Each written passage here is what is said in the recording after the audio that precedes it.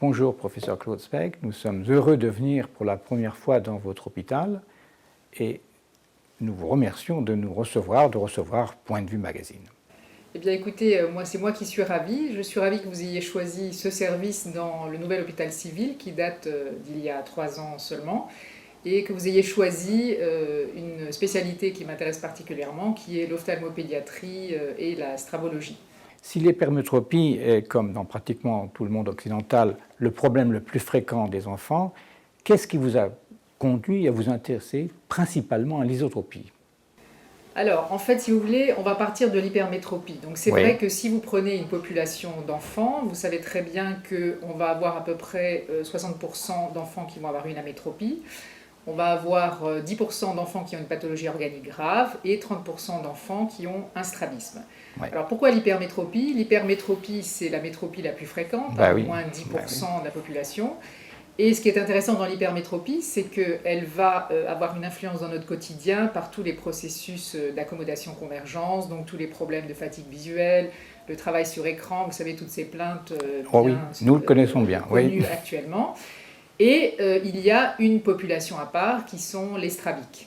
Alors, ce que l'on sait très bien, c'est qu'il existe une certaine valeur, par exemple 3,5 dioptries, à partir de laquelle vous avez 7 fois plus de risque de faire un strabisme et 50% de risque de faire une amblyopie.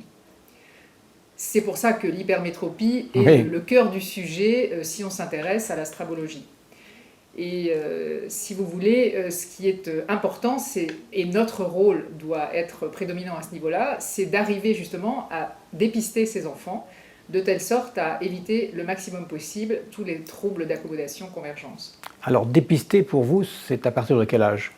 Alors, pour moi, l'idéal serait de dépister les enfants à 9 mois. De façon générale, si on s'intéresse à la population générale. Maintenant, bien sûr, si vous vous mettez dans une population où il y a des antécédents strabiques familiaux, je dirais le plus vite possible. Et vous savez très bien que le dépistage passe obligatoirement par une cycloplégie, donc une paralysie de l'accommodation, pour justement objectiver ces enfants qui ont une valeur d'hypermétropie qui risque de décompenser en strabisme. Mais si j'ai bien compris, votre spécialité, c'est tout de même l'ésotropie. Alors c'est une spécialité, parce que quand on s'intéresse à l'enfant, l'ésotropie c'est une partie des pathologies, mais c'est bien sûr pas la plus importante. Donc l'ésotropie, si vous voulez, ce qui est intéressant dans l'ésotropie, c'est une catégorie tout à fait particulière qui est l'ésotropie précoce. L'ésotropie précoce, c'est celle qui touche les enfants en dessous de 9 mois. Et pourquoi est-ce qu'elle est intéressante? Parce qu'elle va toucher un système, si vous voulez, qui est totalement immature. Vous savez que dans notre système visuel, la qualité de notre vision nous est accordée par la vision binoculaire. Qu'est-ce que c'est la vision binoculaire? C'est chaque œil voit une image, vous superposez les deux images, vous les fusionnez, et donc vous n'en avez qu'une, avec une petite disparité qui va vous donner le sens du relief. Or, ces enfants qui naissent dans un système immature n'auront jamais de vision binoculaire.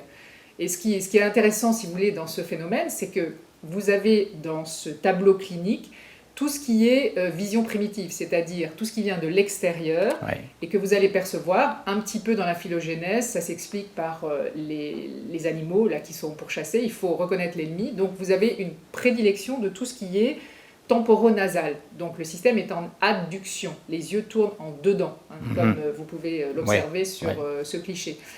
Et malheureusement, normalement, lorsque vous développez votre vision binoculaire, vers 6 mois, vous allez acquérir l'autre partie, c'est-à-dire la partie qui va du nez vers les tempes.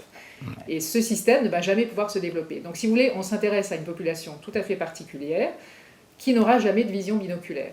Et ces enfants, si vous voulez, qui ont ces ésotropies précoces, qui sont des gros strabismes avec à la fois des problèmes horizontaux, verticaux, torsionnels, doivent être pris en charge très tôt pour développer l'acuité visuelle. Et aujourd'hui, on a une nouvelle technique intéressante qui est l'injection de toxine botulique qui permet de les prendre en charge très vite. Alors, c'est justement ce point qui nous intéresse parce que ça paraît assez nouveau dans les thérapeutiques pour l'ésotropie. Est-ce que vous pensez qu'il y aura d'autres développements dans les années qui vont venir? Pour l'instant, malheureusement, je n'en connais pas. Je crois qu'on a déjà bien avancé avec l'usage de la toxine botulique. Donc, vous savez qu'on injecte dans le muscle qui est en dedans, donc le droit médial, des petites doses infinitésimales de toxines. dans le muscle et on va induire donc une paralysie transitoire de ce muscle. L'intérêt de cette technique, c'est que si vous voulez, on va faire partir les enfants volontairement en divergence et on va se baser sur le fait qu'ils vont récupérer un réflexe de fusion, mais qui est une fusion motrice, pas une fusion sensorielle. Rappelez-vous, ils n'auront jamais de vision binoculaire. Et on espère que quand ils arrivent à cette fusion motrice, eh bien, ils vont rester à ce niveau-là. Hein, ce qui permet actuellement, par la simple injection, que l'on peut répéter une deuxième fois, de traiter à peu près les 2/3 de ces enfants qui n'ont plus besoin de chirurgie. Donc ça, c'est quelque chose d'extrêmement intéressant. Mais il y a un mot quand même que j'ai remonté dans votre remarque, ils n'auront pas de vision binoculaire. C'est absolument sûr? Alors c'est quasi certain, c'est-à-dire qu'ils auront, si vous voulez, une union bioculaire avec une base de stéréoscopie médiocre, mais ce ne sera jamais une stéréoscopie fine. Vous savez, quand on regarde la littérature, on sait que plus on les opère tôt et plus ils ont des chances d'une biocularité, mais une vraie vision binoculaire, ils n'auront, à mon avis, jamais. Jamais. Non. Et ça, c'est tout de même très préoccupant pour l'avenir de cet enfant. Alors oui et non, parce que si vous voulez, c'est toujours pareil. Quand vous avez quelque chose dans la vie que vous perdez, vous en voyez les conséquences. Si par exemple vous perdez la vision d'un œil, vous allez verser l'eau à côté de votre verre. Exactement. Mais un enfant qui n'a jamais eu de vision binoculaire, il va relativiser, c'est-à-dire qu'il a d'autres possibilités de compenser l'absence de relief, qui est le sens du parallélisme, de la profondeur. Et ces enfants ne versent pas l'eau à côté du verre, ils ont un système adaptatif. C'est d'ailleurs toute la qualité aussi de la vision de l'enfant, c'est pour ça que la pédiatrie est tellement intéressante, parce que vous savez que le système visuel, c'est à la fois un système qui est immature à la naissance et qui va évoluer, mais en contrepartie, il est extrêmement fragile, c'est-à-dire que si vous cachez un œil de façon prolongée à un enfant, il risque de perdre la vision, et il est plastique. Donc à l'inverse, si vous faites une thérapeutique en myopie et que vous cachez le bon œil, eh bien l'autre peut remonter son acuité visuelle. C'est pour ça que c'est passionnant. Ça fait combien d'années que vous vous passionnez pour justement ces genres de problèmes de pédiatrie? Bon, là, actuellement, ça fait une vingtaine d'années, on va dire. Une vingtaine d'années, mais la pédiatrie, si vous voulez, a beaucoup évolué en ophtalmologie, de par aussi des nouveaux matériaux dont nous disposons, qui facilitent l'examen au quotidien. J'entends, par exemple, la réfraction automatique et le système de réfraction automatique portable qui nous permet aujourd'hui, chez un enfant sous cycloplégiant, de déterminer son amétropie, par exemple. Mais est-ce que cela veut dire que, finalement, les opérations vont être abandonnés? Non, ça, il ne faut absolument pas dire ça. Non. C'est-à-dire que là, je vous ai parlé d'une catégorie tout à fait à part, qui sont les strabismes précoces. Et donc, l'injection de la toxine s'adresse à eux, on va dire, au cours de la première année. Pas du tout dans les strabismes chez l'enfant plus grand. Les strabismes chez l'enfant plus grand sont tout à fait opérables, bien sûr, et nécessitent une intervention chirurgicale. Vous nous avez parlé de la toxine botulique, qui est quand même très intéressant, mais est-ce que cela veut dire que les parents, leur tâche s'arrête là, il n'y aura pas besoin de lunettes pour les enfants, par exemple? Non, alors là, pas du tout. C'est-à-dire qu'on explique bien aux parents qu'il y a deux parties, si vous voulez, dans la pathologie strabique.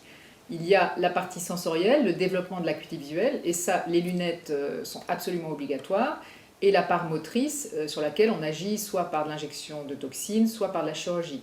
Mais après une intervention chirurgicale ou un traitement par toxine botulique, bien sûr, le port des lunettes est obligatoire. Et ce qui est très important, c'est de suivre l'évolution de la métropie, donc en répétant les cycloplégies, et de porter les bonnes montures de lunettes, parce qu'on voit beaucoup d'enfants qui sont très mal équipés avec leurs lunettes. Or, les enfants sont petits, donc ils vont utiliser la partie haute de leur verre. Il faut donc que les montures soient adaptées à la morphologie de l'enfant, avec chez le tout petit des montures en plastique, un pont surbaissé, et chez l'enfant plus grand, une monture qui arrive bien au bord inférieur des sourcils. Et les lunettes sont bien sûr à porter en permanence. Donc ça, c'est un point très très important. Oui, parce qu'on aurait pu penser que c'était le miracle, en fait, la toxine botulique. Non, mais il n'y a pas de miracle, vous savez bien, en médecine. Écoutez, je vous remercie beaucoup. J'espère que les lecteurs apprécieront votre article dans quelques mois.